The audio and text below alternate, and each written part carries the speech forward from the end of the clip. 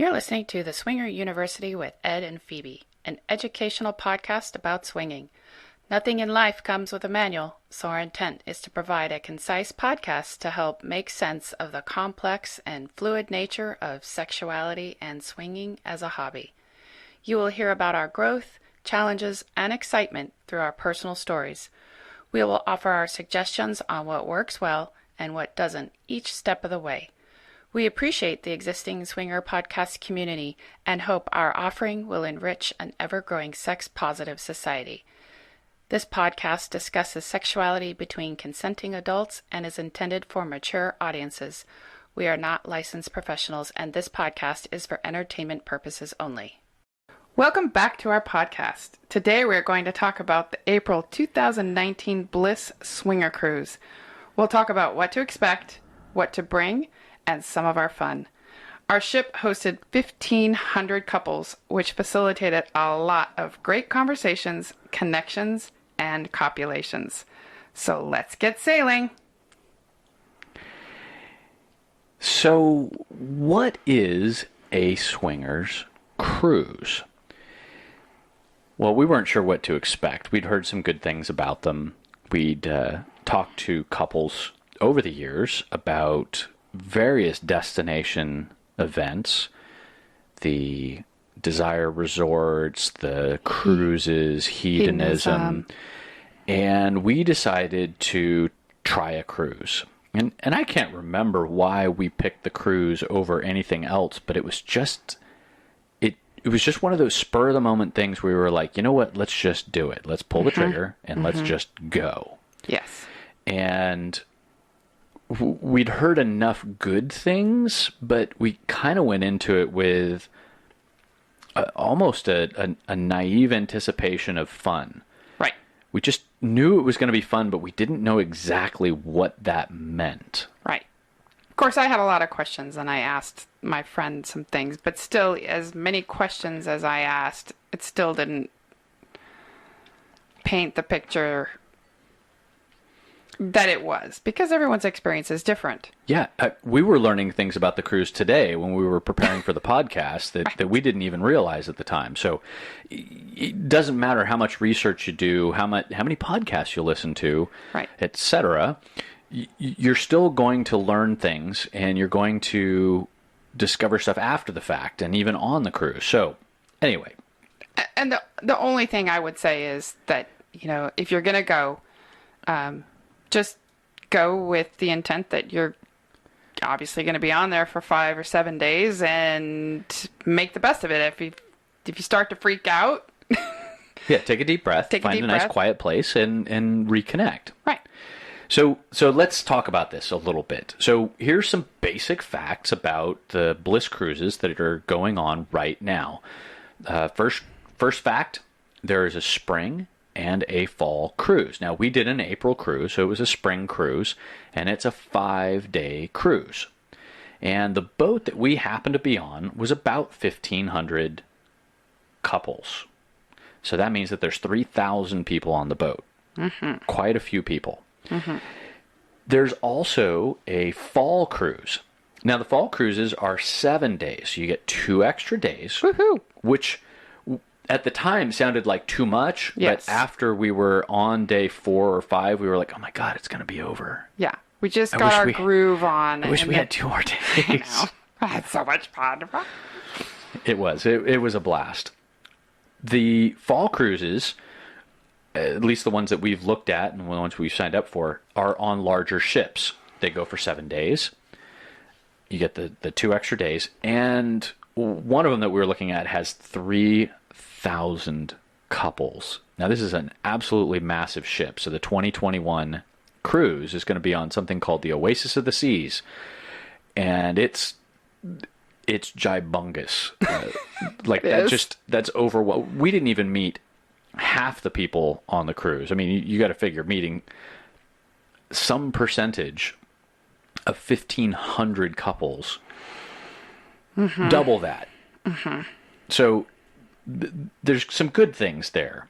One of the really cool things about having that many people of this mindset all in one place is more likely than not, you're going to find somebody who you can get along with, assuming that you can find them, which we'll describe in some of the pieces of this, how to increase your chances of finding somebody who is of like mind, or at least, like sexual preferences. Exactly. The other thing to consider between the two different ship sizes are amenities. So what's on the ship? The larger ships have rock walls and water slides and more playrooms and more pools, and probably, we haven't been on a larger cruise yet, but probably more opportunities for different kinds of events going on all at the same time. So typically on our ship, there were 3 or 4 events going on all at the same time. So there was always something going on at the pool. There was always something going on in this one forward area called the Constellation Room. And there was something going on in the Martini Lounge and in this other bar area. So there's almost... Oh, and there was stuff going on in the conference room, which we didn't even realize. We missed the whole conference room thing. I know. So that gives you an impression of how huge this thing is. I mean, it's an absolutely massive ship, and there's just so much to do, which is why we've booked 2 of the 7-day cruises for the future, because we don't want to miss out on anything. Exactly. And it's one of those things where even if you stay up until 3 o'clock in the morning, we still missed stuff. Yeah.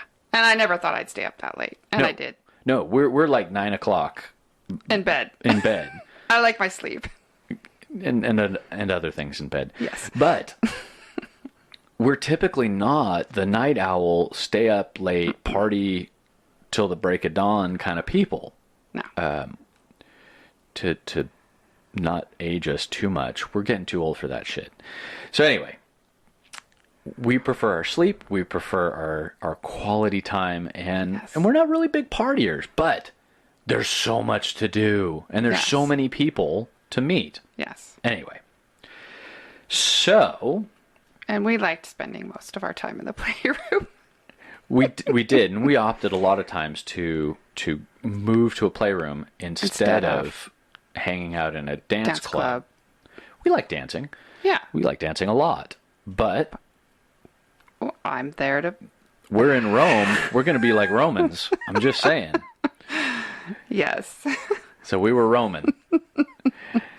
Woohoo! Oh, that was so fun. Can't wait to talk about that. So, yes. and I'm using so a lot, so I'm going to try and cut that out.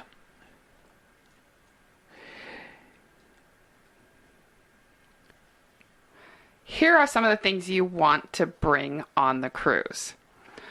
We had a suggestion about contact cards we affectionately called hoe cards. And they're great to hand to people that you want to stay connected with on the cruise or off the cruise. And I'll go into those details in a second. But I will say it is difficult to stay in touch with people on the cruise, even if you've given them a card. If they didn't buy the internet package and they don't have their phone on them, because then you can't text them. And a lot of the apps like Kik or I think Facebook Messenger worked. Right. But if they don't have the Kik app or whatever app is going to work on the internet everybody's on the boat, on a different app. You're not going to be able to connect with them. So, and like I said, a lot of people aren't carrying their phone. They just left it in their room. I stopped carrying my phone probably the second day in because nobody else had their phones. I mean, if you're at the pool, most people are not bringing their cell phones. Right. You're dancing, you're drinking, you're splashing around. Like, getting in contact with people is hit and miss at best with a phone. Right.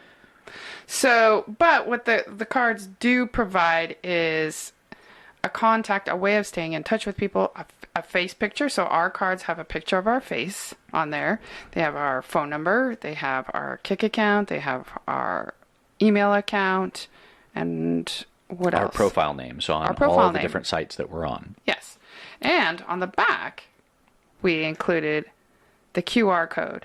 So that people they can just scan it and all that information goes right into their contact list. Right. And you don't have to worry about typing it, mistyping it. So if they really desire to get in touch, they just scan it and they have everything. So we just try to make it easy for people. I thought it was great marketing because if you want someone to really contact you, then make it easy. Absolutely. Give them everything that they need in order to get in contact with you. The other thing that we put on the cards was a small spot to write in a room number. Now, we didn't print our cards with our cruise room number on. Why? Because I knew I wasn't going to give out 100 cards on the cruise. And I'm going to use these again. We're going to use these again at different events. So when we do a hotel takeover or we're going to a party, we can write our hotel room number on those exact same cards. Yep. They're reusable. We can use them in multiple places. So there you go.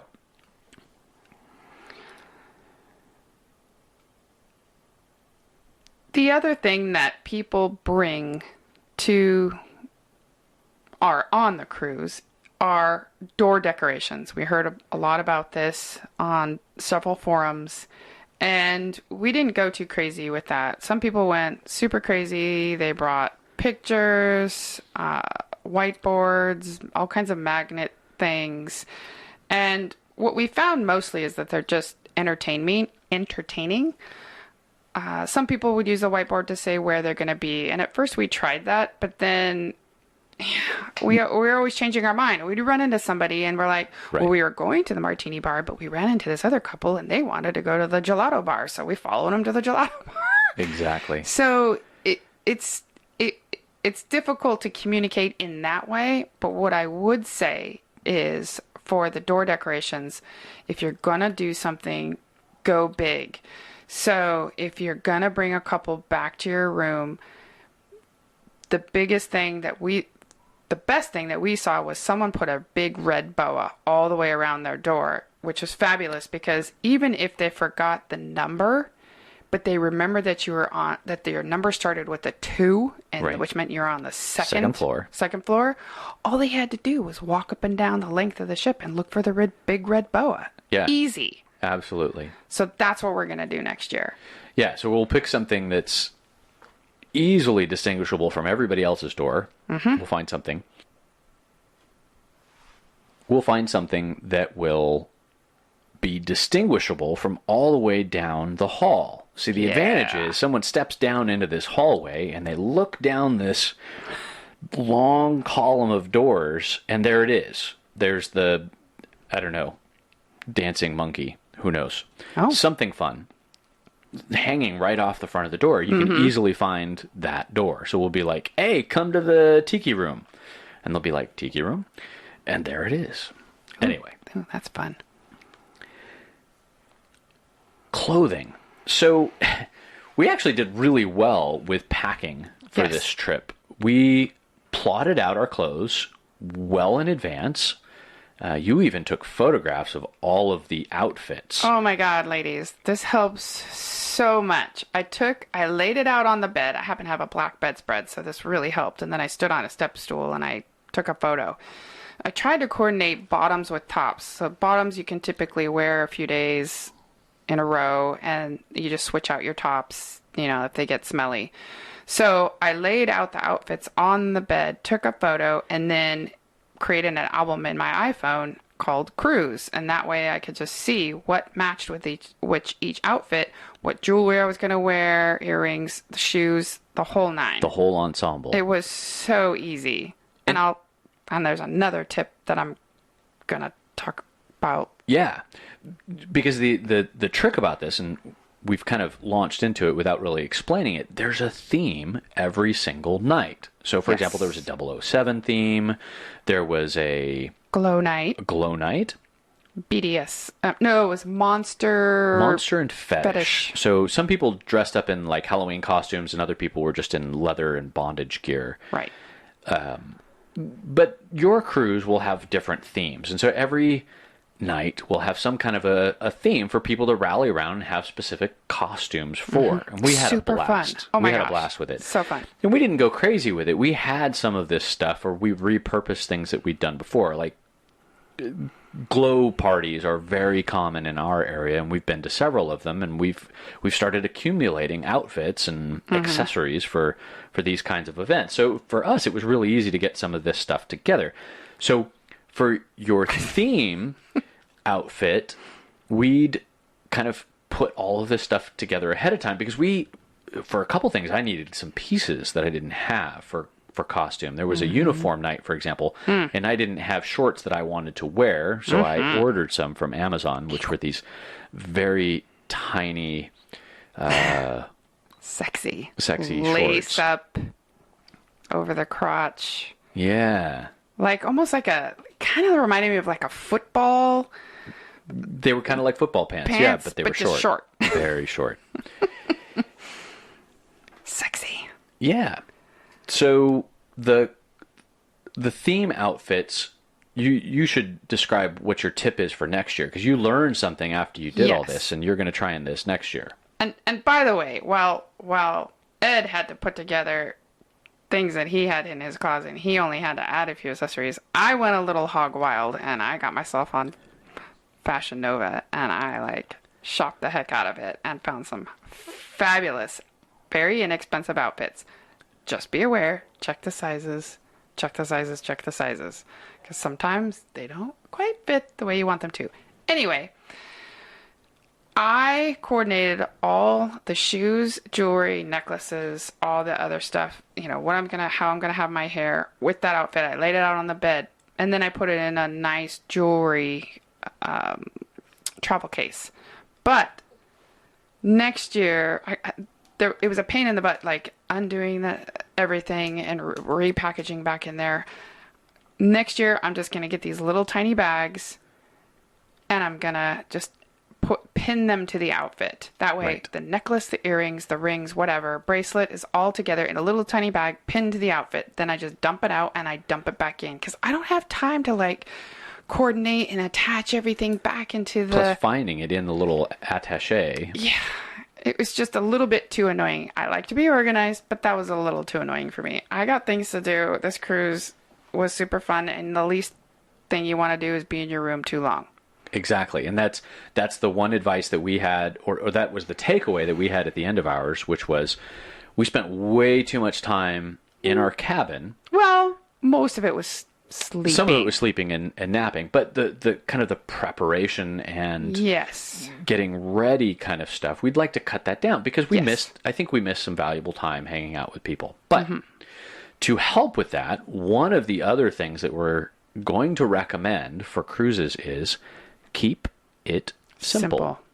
Sexy and very little clothing and shoes goes a long way on a cruise. Oh, yes. The long and short of it is there were a lot of people who spent most of their time up at the pool. Mm-hmm. And it was naked, except for when we were in port. So when you're in port, you have to have clothes. Once you're 3 miles out to sea, everything comes off. And I can tell you, having walked through that pool area for 5 days, no one was wearing any clothing.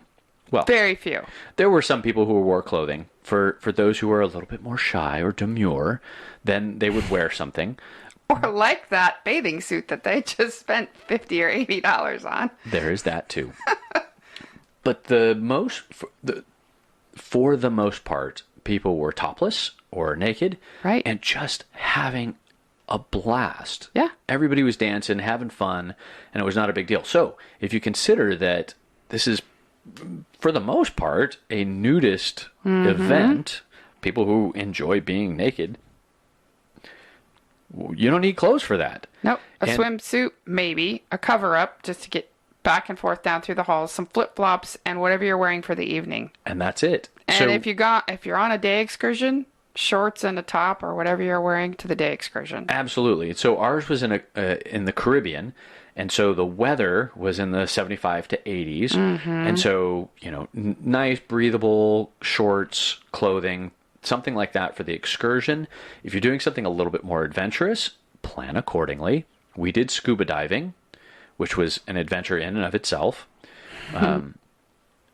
We wore some sun shirts to basically cover up our skin so that we didn't get burned, because the worst thing to have happen is get sunburned. Oh yeah. On a 5-day cruise. Oh yeah, don't do that. We saw some people doing. Woo. We don't recommend it. No.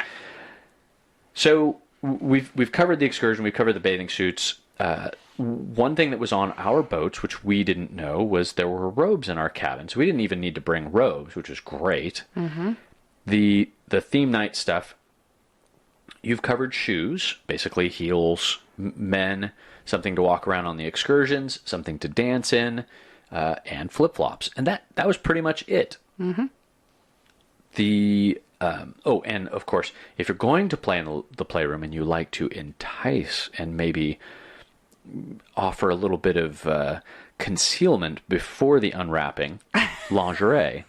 And there were lots of women who wore lingerie, yes, even at the pool. Oh, yes. So it was pretty common to see women walking around in really amazing outfits and or lingerie all over the ship. I know. It was so cool. We were sitting in the buffet one day, and this woman walks by in this tight little knit red. Well, it really wasn't clothing. It was more of like an orange bag in terms of just being stretchy, meshy, lacy. Yes. Oh, delicious. Anyway, it hugged lots her of fun. body beautifully. Yeah, beautiful body. Lots of fun. So let's talk about the first day on the ship and what your experience was on that first day. Oh, yes. So I had been on one cruise before. I will admit it was years ago, probably a good 15 years ago. And I honestly I don't remember a lot about it other than a few things about the entertainment on the ship and the excursions. But I never remember boarding the ship like this particular ship. And I realized that each cruise was different on what they offer you. Some ships will offer drink packages that are included. Some are not included. Some offer this premium package. It's all different. There's quite the array. Our ship offered your basic beverages. If you wanted anything special like a fancy coffee or a smoothie or a mixed drink. Well, I'm sorry, there was an intermediate package for like special coffees and smoothies, maybe. I don't really know because I didn't buy the drink package. And then you buy a drink package for alcohol.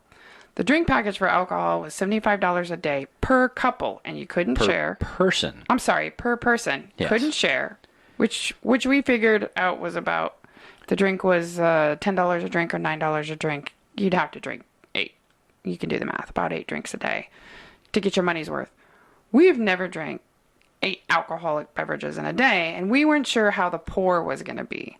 So we thought we are going to wait to see how generous these bartenders are and what kind of alcohol they're going to have on the boat before we buy the package. Right. Because at the end of the week, for 2 people, that's an extra $750. And we're like, oh my God. Yeah, that was almost one of the plane tickets. Yes. Almost. Well, Almost. more than that. A little bit more, but yeah. Yeah. So we get on the ship. There are people asking you to, book your dinner reservations for specialty restaurants. There was a sushi on 5, so they had like naked sushi and special sushi restaurant. There was cuisine restaurant, so it's like a 3D dining experience. There was, I think, another steakhouse type of restaurant, and we decided not to partake in any of that based on some other reviews that we had heard of that the food was just okay. So we thought, well, we'll save a few bucks and we won't do that. So we weren't signing up for that. We had already signed up for our excursion ahead of time because we were told that was a good thing to do. And so we bypassed all those people, which was fine. They handed you a glass of champagne, but then the people with the drink package were constantly bombarding.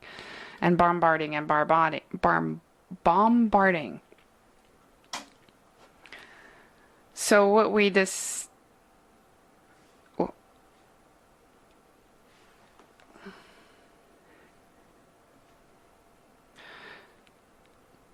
So with this ship, we realized quickly that they were making a lot of money on the drink package, and they were doing a lot of hard selling and constantly interrupting and asking you and asking and asking. And for me, it was very unpleasant. So I had to go find a quiet place on the ship because after 30 times being asked, it wasn't my favorite. My favorite experience of getting on the ship.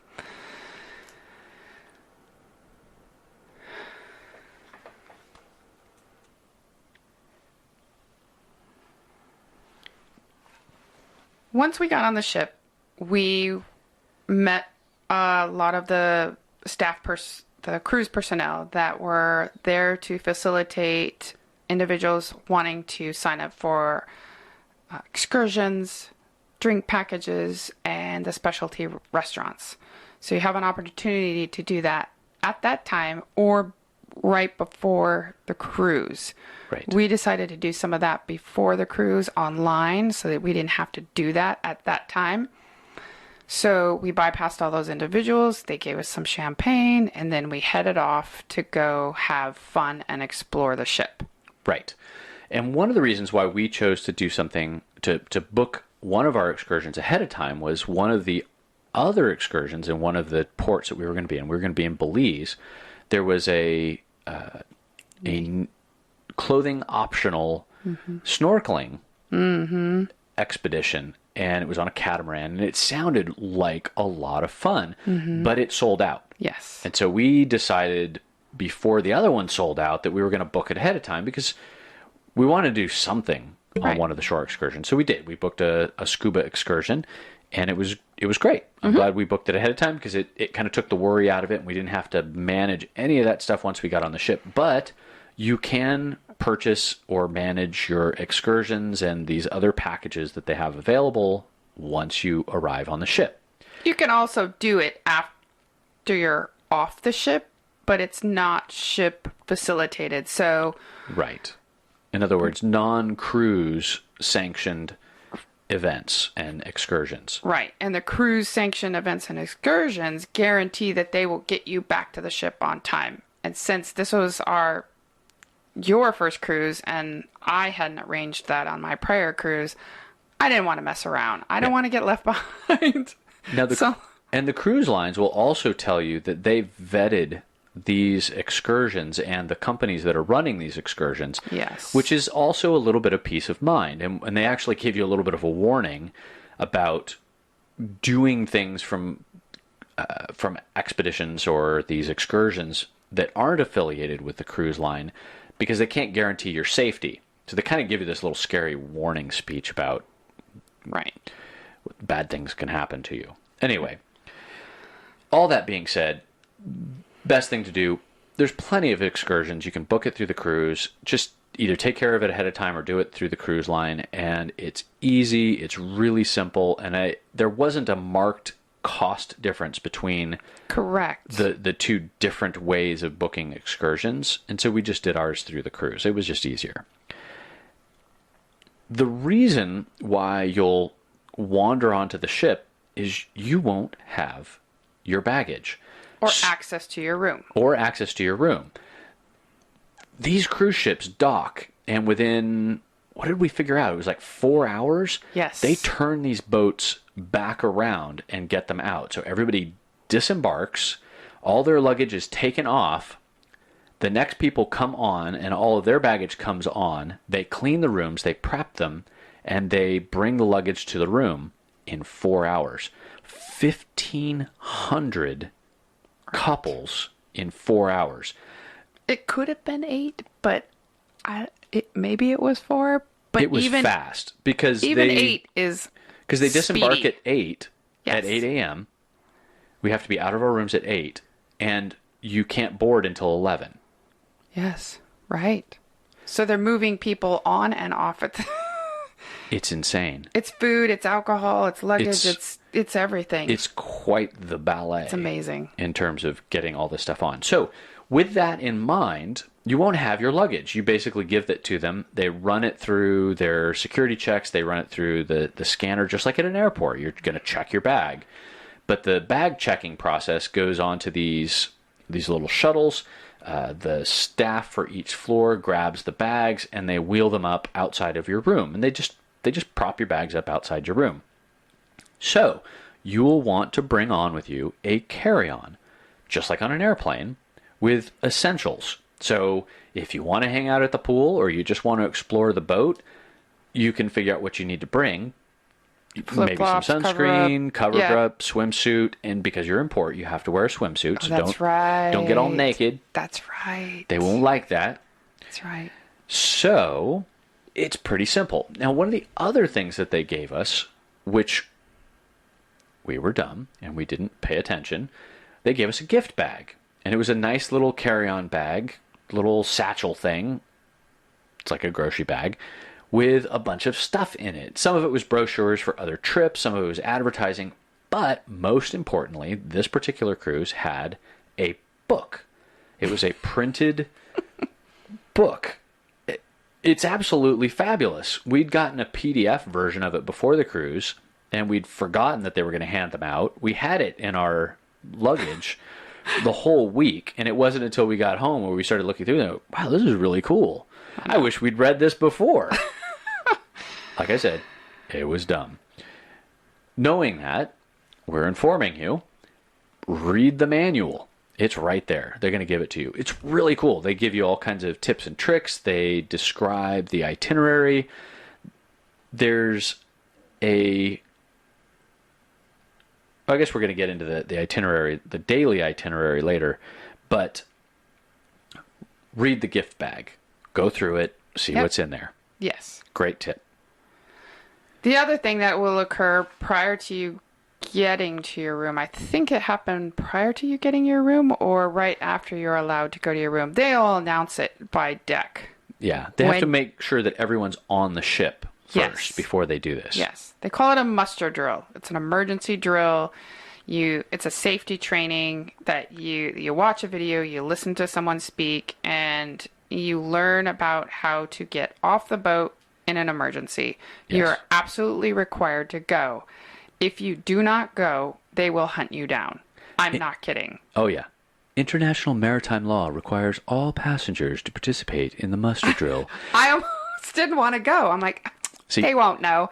And we went, and they called your number. Like, if you weren't, they scanned your card on the way in. They scanned your card on the way in, and they called your name. And if you were not present, they went and found you. Yes. And we've actually heard some horror stories after the fact where if you don't show up to these things and they can't find you on the ship, they assume you fell overboard and bad things happen. Yeah. We knew someone who actually got kicked off the boat because they delayed the ship. Yes. So, long and short of it is, go to the muster drill. It's simple. It's fun. They make it a little bit of entertainment because it is kind of a dry event. But they don't want to reenact the Titanic, so they want people to be able to get off the boat safely in the event that you hit an iceberg. Not that there's any icebergs in the tropics. Caribbean. But yes, bad things do happen, and sometimes they want you to be prepared. Anyway. Exactly. Lastly, we have this on the first day of the ship, but on this cruise, we discovered that you'll find swingers. You'll even find some non-swingers. It may not be a high percentage, but there are people on there that just like that sexy environment, and they're thinking about swinging, but they haven't gotten there yet. Right. We'd actually met a couple that this was their third or fourth swinger cruise, and they didn't swing with anybody. Not swingers at all. Not at all, but they were just entertaining the idea. They're warming up to it. Perfectly fine. You'll have couples who are there together that aren't couples, that they're like just roommates. They're sharing a room. They don't play together, but they shared a room. But they go to each event as a couple, or they go to each playroom that requires you to be a couple. Right. And then they'll play, won't play with each other, obviously, because they're not there with each other. They're there, but they're not. Right. So you'll find some bi people. I don't know if we found any lesbian or gay people there, but... No, but we did meet a lesbian couple after the cruise at one of the after parties, and they will be on the next two cruises that we're going to be on, which we're really looking forward to because they were amazing people. Very, very sweet ladies. Lovely women. So fabulous. Great personality. Funny and entertaining. You just... energetic personalities that you just want to cling to. Which really brings home the point that there are fun people on these boats. Yes. And regardless of whether they're lifestyle or not, they're just fun. Everybody's there to have a good time. And I've heard this about cruises. This was my first cruise, so I didn't know what to expect. But I'm hooked. I loved it. I loved the experience, and I loved all of the amazing people that we met on that ship. Next thing we're going to talk about is room service. It's amazing. The attendants that service your room are very attending. Like they're on it. They're on it. I swear they have like the sixth sense, or there's cameras or sensors of when you leave your room, but they always know. They time it perfectly, and they make your bed and they turn down your bed, and there are always fresh towels. There's always fresh linens. Your room is always spotless, and I just loved it. And some people will tip their attendant daily. It's not required. It's nice, especially if you're asking them to do extra things for you, like bring you extra hangers, bring you extra towels, take your laundry laundry to service. We tipped our attendant at the end. Right. Yeah. And it's uncanny. Like, it's almost freakish, because we would literally like go get something at the buffet. We would come back and our room would be cleaned. It's like magic. Ta-da! It was, like I said, a bit freakish. It was fantastic, but amazing all at the same time that they had this stuff timed down. The other thing that they provide in your room each day is a daily itinerary, and that comes in the evening. I think usually the night before. I think the attendant will bring that to you and put that on your bed after they do the turn down service. Right. Or when they do the turn down service. And the daily itinerary is something to pay attention to. So if there's been any changes in the schedule, so that the book that we talked about that we didn't read, it has an outline of everything that's going to happen during the week. But there are changes sometimes. There are last-minute changes. And there's more specific time schedules in this daily itinerary. Now, the itinerary is great because you can plan out your day the night before and go, oh, great, there's a seminar, or there's a class, or there's a pool party, or there's a meet and greet that we want to go to, and what time is it? And so you basically plan out your day, and we circled the things that we wanted to go do, and we kind of had a better sense of where we needed to be at different times of the day. And it was fantastic. It let us not have to worry about trying to get to places because we knew ahead of time where we were supposed to be. And since you mentioned meet and greets, yes, those are very valuable to go to if you can. You may not be able to go to all of them because some of them are going on at the same time, or some of them are going on at the end of the week, and maybe you did a bunch of them at the beginning of the week. So I would encourage you to go. It's a great opportunity to meet other people without a lot of music and a lot of other fanfare and distractions going on. They've got so many of them. This particular cruise had the under 45 and over 40. One was an under, one was an over 45. They had the non-swinger group. They had the Latin group, the Asian group, French group, just ladies. The kinky group, the sober and sexy group, and the fun, full versus soft swap group. Additionally, there were 3 sessions offered in something called a speed dating. It was a couple speed dating. We actually tried to go to one of them, but they filled up so quickly, yes, and we were 15 minutes early for it, that we weren't able to attend. Now, we've done some speed dating stuff before with at a different event in Costa Rica, and it was fantastic. It was super really fun because it's not random. They facilitate it. They force you to move from couple to couple, and so it kind of pushes you outside of your boundary without feeling like you have to push yourself. So speed dating, absolutely recommended. It's fantastic. It's a lot of fun, and you get to meet people who you may not have actually gone up to meet before because they just didn't look like someone you wanted to go meet, but you learn something new about these people, and you may go, actually, they're kind of fun. I wouldn't have approached them, but now that I've met them, I like them, and I'll hang out with them, or I'll look for them again. They're fun. It's a lot of fun. Except for the random guy in the speed dating in Costa Rica that kept asking me about my fantasies, and he wouldn't give it up, and this was really annoying, and I couldn't wait to move on to the next person. Your mileage will vary. But we still recommend speed dating. Yes. Food. Oh my God. So much food, so much availability of food. So And I didn't gain any weight with all that alcohol that I drank. it was amazing. Well, we didn't drink that much, honestly. But the food was available almost 24 hours a day. Yes. The buffet was open all the time. There were times where they had shut it down, where they were kind of refreshing the food or switching from breakfast to lunch or something like But that. they always had like this small little section of just like snacks. Absolutely. So there really was always something, even when they were refreshing the food over. Yeah. So we talked about the specialty dining places, which are regular sit-down restaurants, semi-formal, if you will, napkin, fork, whatever. And then there's the buffet, but there's also a dining room, which is not extra. It's included with the package. And there's some pros and cons to those two different ways of eating. The dining room versus the buffet. So in terms of seating, this is the first kind of pro and con.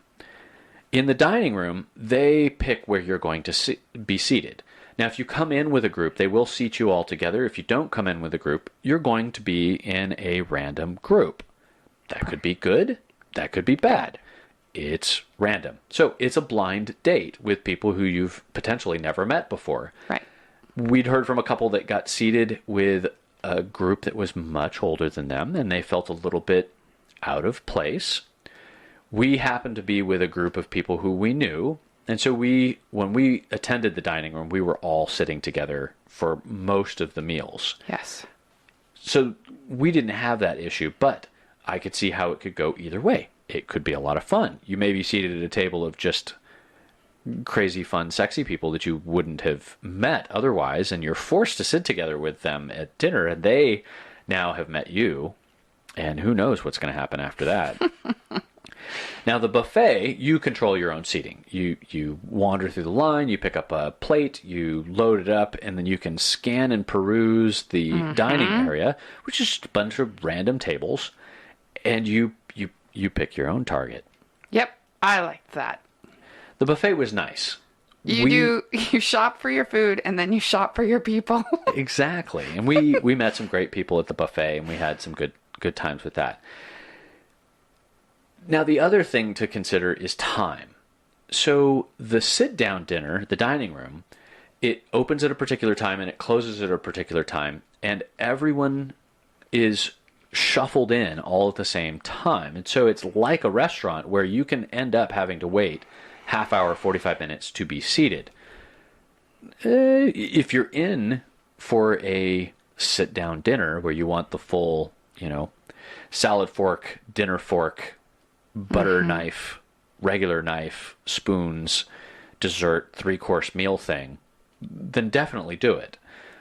Our recommendation, go early. Yes. If it opens at 6, show up at 6. Because if you wait, you're going to be at the end of the line with everybody else.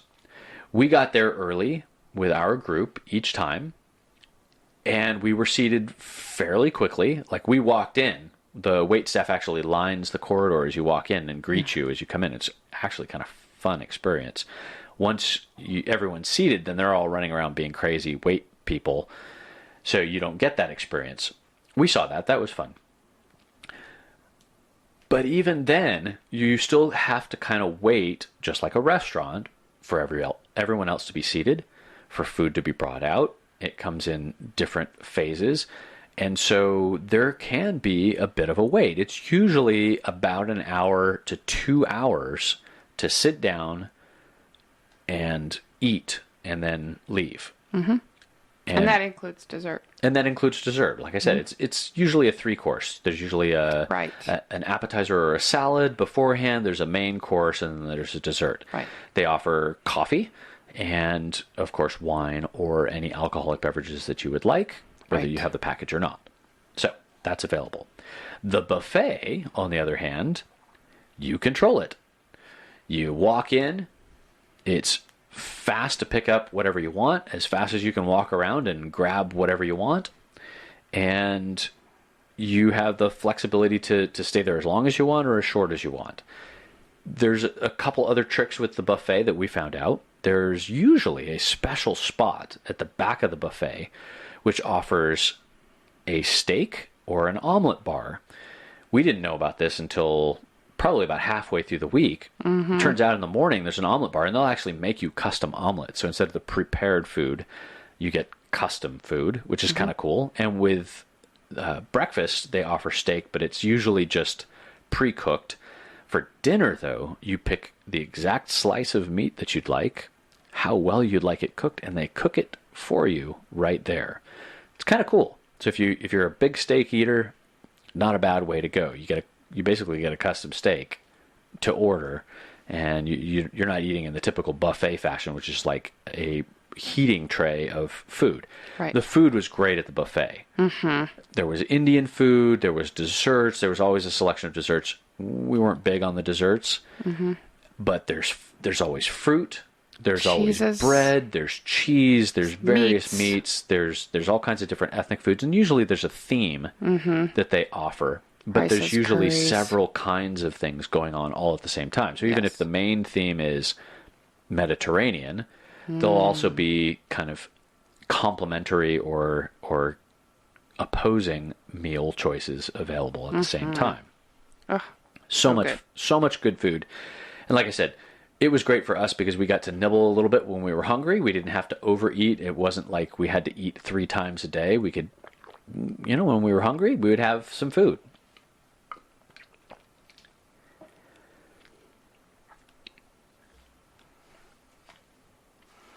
The other thing that the ship offered were demonstrations and classes. There were fun classes about the G-spot. There was a class on erotic massage. There was a blowjob workshop and a sexual energy workshop. And one of the classes, well, it wasn't really a class, it was like a private appreciation party for signing up with, one of the travel agencies. And so they had this appreciation event. And so you got some free alcohol, and they had 2 lovely ladies laying on this, nice chaise lounge, and they had a variety of candies strategically placed all over their body so that you could, nibble candy off their body, which was super fabulous. Super sexy. Lots of fun. I know. So there's a lot of classes and demonstrations that you can go to. We didn't go to any of them, but we had heard some really wonderful things. And We did go to one class, and we may actually contact them later to see if we could do an interview with them. It was a very interesting class about approaching and basically meeting couples and how you go through that process. And it was great. We learned a couple things, but it was more like a meeting new couples 101 kind of a class. And it was a great class. Yeah. I'm sure a lot of people learned something from that. But the important thing to take away from this is there's lots of different things to do on the ship. So if you don't like to hang out by the pool and you're very educationally minded, or you want to expand your horizons, there's probably a class for it. Yes. One of the ones that we missed out on, which we regretted, was a squirting class, which would have been so much fun. We'd heard stories about it afterwards, and we realized that we could have gone there and had a lot of fun in that class because, well, Phoebe's a bit of a ringer for that class. Right. And we would have had fun just hosing people down. But anyway, that was later in the playroom. Yeah. Oh. So, yes. pool parties and games. So one of the other things that happens on a regular basis, there's a pool on ship. Many pools. So many pools. And depending on the size of the ship, there are 1 or more pools. Right. This particular ship had 1 pool. It was a smaller ship. But there were hot tubs, pools, and a dance area right next to it, and basically a wooden deck surrounding the whole thing. And there was always something going on there. They did some of the nighttime theme parties outdoors at the pool, but they also just had activities going on. Oh, that's true. And the solarium was also a pool area. Oh, that's right. Yes. So there were some party games there going on, and different groups would kind of host these pool parties, and they'd have these fun games. Now, what was fun was There's usually a food area there. There's music playing. So there were like hot dogs and hamburgers being cooked. It was like an outdoor barbecue thing, kind of like a beach party. Yeah. Oh, yeah. And lots of people, like I said, naked, dancing around the pool, having a good time. And vendors on the side. There was body painting. There was a lot of stuff going on at the pool. Toys, jewelry, nipple jewelry, all kinds of fun stuff. Great stuff. Just lots of stuff lots of fun to be had there. There were some games that happened. One of them was a balloon inflating contest, but it was a pump.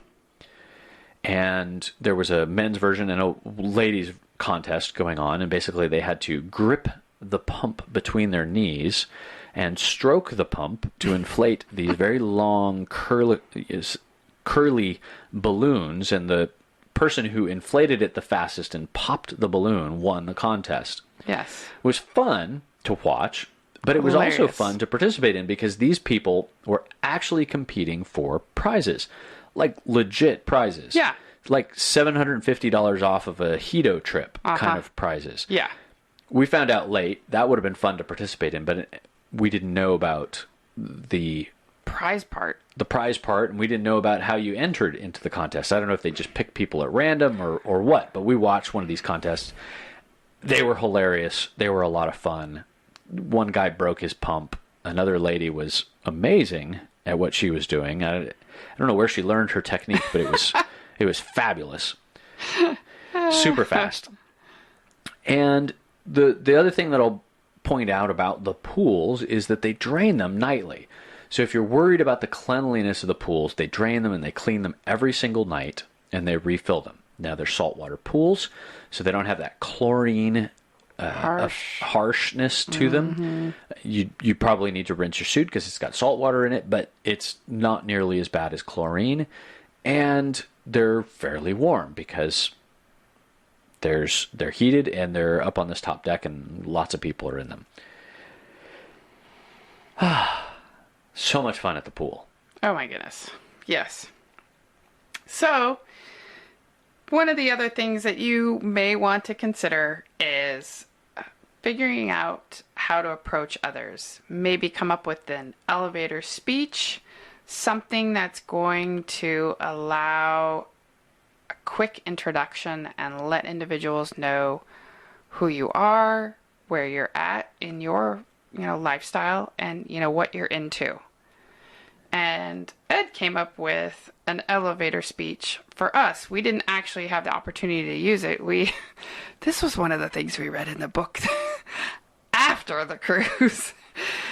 And we thought, oh my God, this would have been perfect. Yes. Well, and we already have somewhat of kind of an elevator pitch because we've approached a number of couples, and we've kind of got some of this stuff down already. Right. But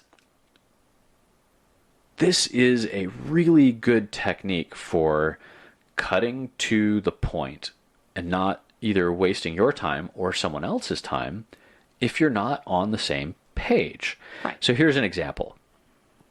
Hi, we're Ed and Phoebe. We love couples for soft and full swap, and she loves ladies too. We thought you looked like a sexy couple and wondered if you'd like to get drinks and chat in the martini bar. So it states who we are, what we're into, and there's a closing statement, and that is, this is what we're offering. You can join us or not. Exactly. It's non-threatening, it's direct, and it basically sets you up to either move forward or to move on without taking a whole lot of time. So an elevator pitch is something that you could throw at somebody while you were riding down in the elevator or just in that amount of time. Yeah. So the irony is there's actually several elevators throughout the ship, and they were great places to run something like this because you're always running into new people in the elevators. We met some very sexy people in the elevators and some people who didn't necessarily meet our tastes, but great opportunity to meet new people and to throw some game and see what happens. Exactly. So now we're going to talk about the playrooms. Our favorite part. I could wait to get to this part. This ship had a lot of playrooms. This ship had, oh my goodness. I think there were 4 total. I think so. It was one they called the Fetish Theater. Oh, 5. Continue. Yes. They had the conference room, which sounded really boring. We did not go there. The solarium, which we spent all of our time there. The rooftop, aft and forward. So that's 5. 5. So the Fetish Theater was a no clothing restriction. So you could be clothed or unclothed, didn't matter. It was literally on the stage. They had furniture. They had, bondage rack. They had St. Andrew's crosses. Yes. They had benches. Beds, tie-downs. Whips, chains. Yeah. The Anything you wanted. 9. So they had staff on there to fulfill your fantasy, also to teach on how to use toys safely and with your partner in a safe and fun environment. Exactly. Mentors, if you will. Exactly. So we went down and we observed that for about an hour one evening, and it was exciting.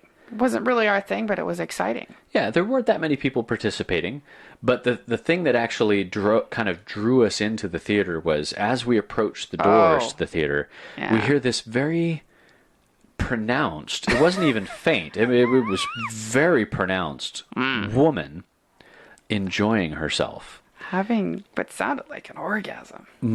For an extended period of time, we were like, okay, this sounds like fun. Let's go see what's in there. And we walked in. It turns out this was a regular sized, picture it, movie sized theater or your standard stage production theater for an orchestra, etc. And she was all the way at the back of the stage. We were outside, walked all the way down the stairs, all the way down to the front of the stage, and she was at the back of the stage. So the acoustics in this place were fantastic for carrying moans all the way out the door. Yes. It was great. It was awesome. Very kinky, very dimly lit,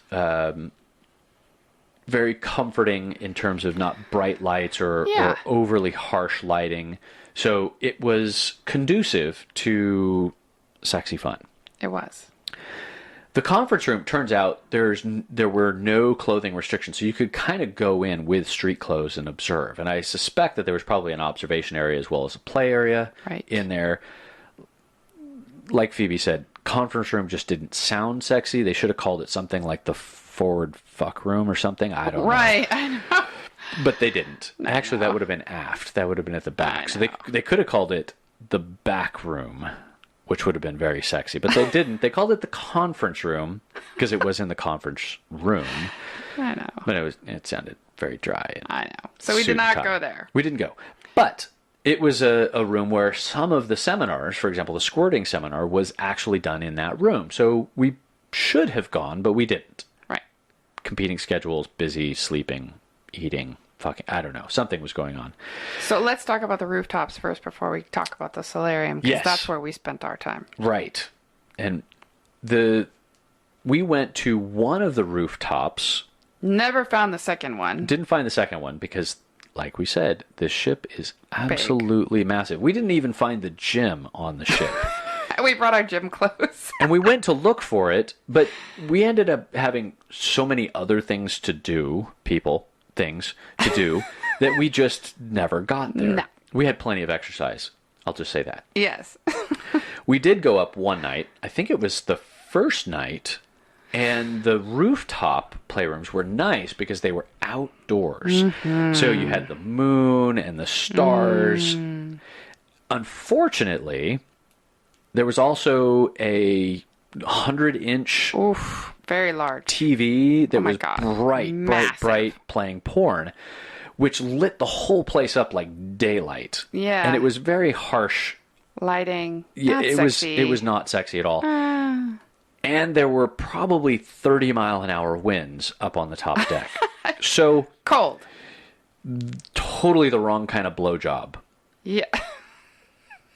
Not what you were expecting. Not what you were hoping for. So clothing optional was perfect up there because anything you were wearing was probably being blown off.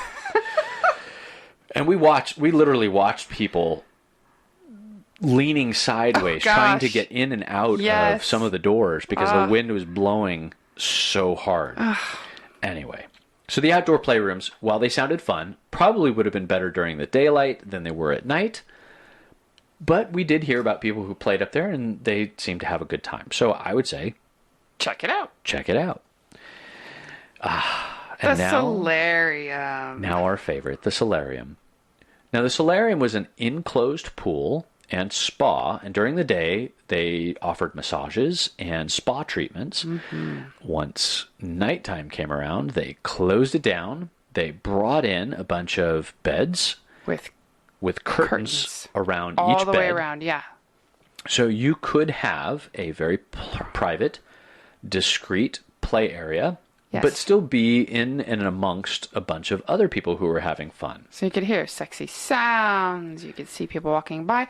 Now, the curtains were sheer, semi-sheer, and some of the beds were in the darker areas and some were more in the lit areas. So, of course, we chose the more lit areas. Very lit, very open out in the main some area. of them had no curtains. They were just around the pool. Correct. Yeah, they were larger beds that were around the pool. And those were fun. We played on one of those one night.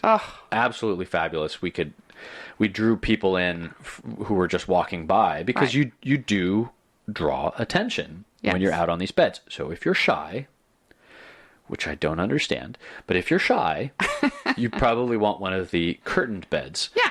We, of course, are not. We're voyeurs and exhibitionists, and we love being watched, and we love to pull random people into the lair. And so several nights in a row, we ended up in the solarium, and we were on one of the large beds around the pool one night, and we had random people who walked by. We started off as a random person walking by, watching two couples on the bed, and we were watching them long enough and smiling at them that they said, "Would you like to join us?" Of course, we said, "Why, yes, of course." And we did, and they were fabulous, and we had some great time with those couples, very, very nice people. And the other nights, though, we were on one of these other beds where there were curtains around it.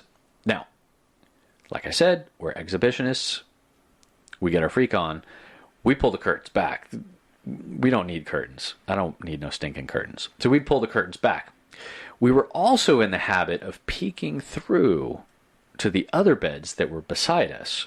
The women can really get away with this, I will say. That's true. You just kind of peek through and you're like, hee-hee. I didn't do it, but do a little smile, wink, wink, and all of a sudden, a little flirty flirt. Flirt. And next thing you know, the curtains are thrown back, and what was a twosome became a foursome, which became a eightsome. Yes, eightsome. Actually, let me do the math. 2, 4, 6, 8, 10, 12, 14. Sorry. There were 14 people. Yes, because there's two couples on each bed. There were a lot of people. Oh my. And it was fun. We didn't interact with all the couples. There were only a few of the couples that we interacted with, but we could see everybody because we all threw our curtains back, and that's the hot part right there. That was the when in Rome. It was just like a Roman orgy. It was so hot. So much fabulous. fun. There's a little cross-pollination going on here and there, but so much fun. A little bit of this, a little bit of that. Absolutely. I know. Outstanding. It was so good. We had so much fun in the solarium meeting random people and just absolutely amazing and wonderful people. Very nice, very sweet, very enthusiastic, very passionate people. Yeah. That on the last night, they were going to close down early because they had to clean up, because they had to get everybody off. Remember the first part of the podcast? They turned this whole ship around in like 4 hours. Yes. So they weren't messing around. They basically said, look, you got to get your suitcases out by 8 o'clock. The playrooms are shutting down at midnight.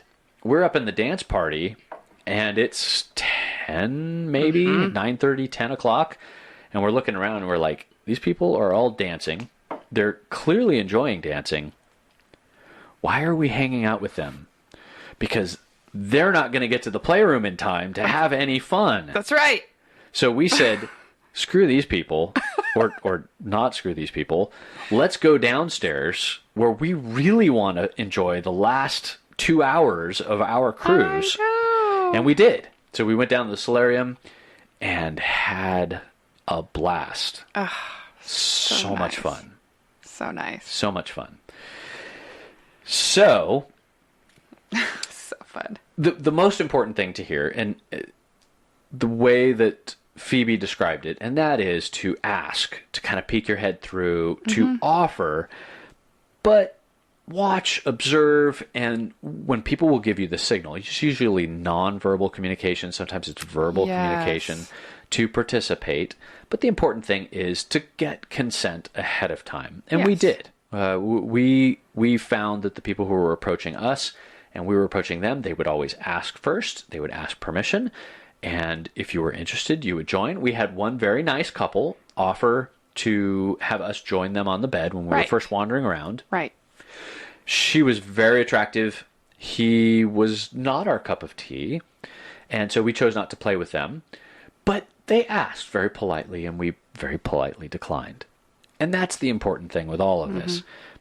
Ask first, observe, and get permission and get consent. Right. And there was one thing I did want to talk about. There was one couple on the bed that it was their first event ever. First swinger cruise, first lifestyle event ever. He invited us to the bed, and she seemed a bit, I couldn't, at first I thought, oh, she's just really into him banging her from behind. And because she was somewhat non-responsive, and we picked up on it. We picked up on it, and I was like, there's something, I just need to be careful. And so I was stroking her hair, and there was some conversation about, he asked something, and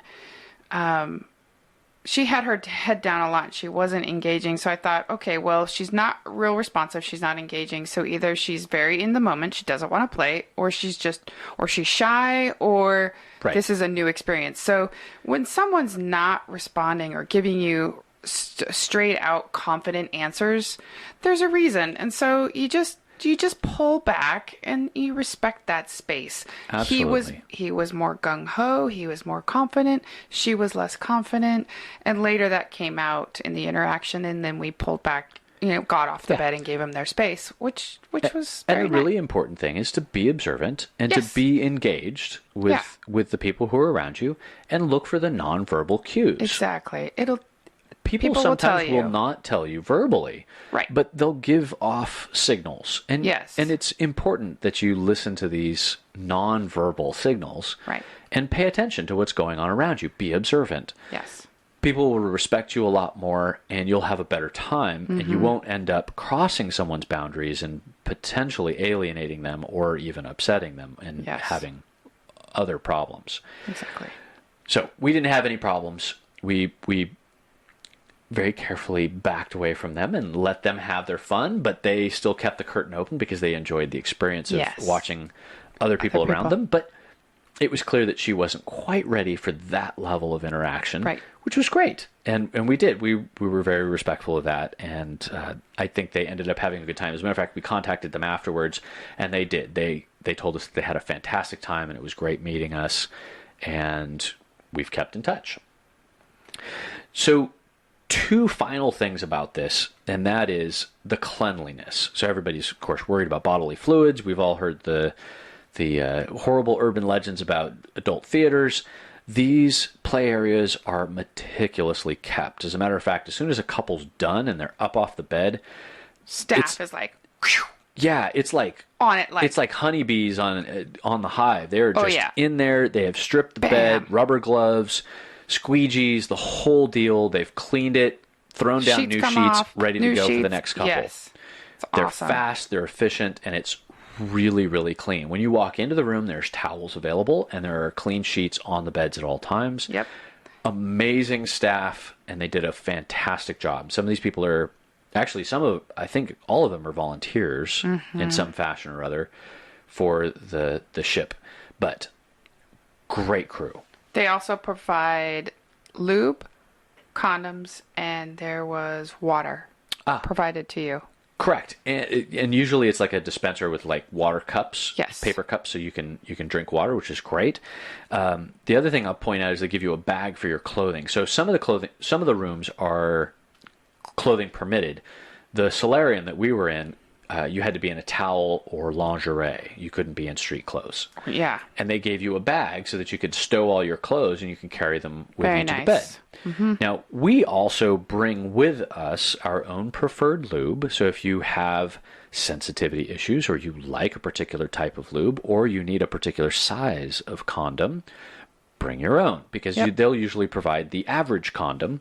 Right. If you need a larger model, you'll probably want to bring your own.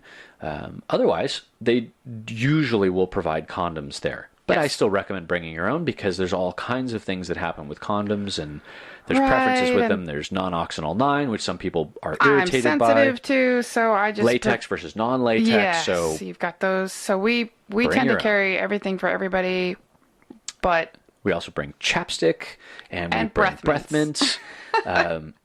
Because we like to be prepared. And you never know. And I love my chapstick.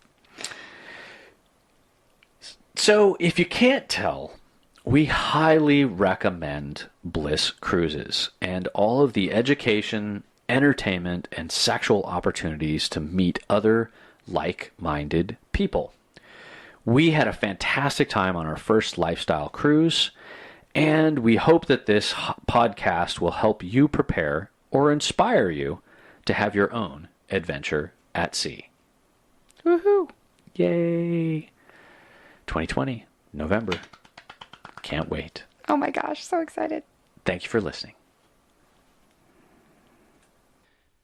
Thank you for joining us for this episode and listening to Ed and Phoebe at Swinger University. Please send us comments, or if you would like to share a personal story, we would love to hear from you.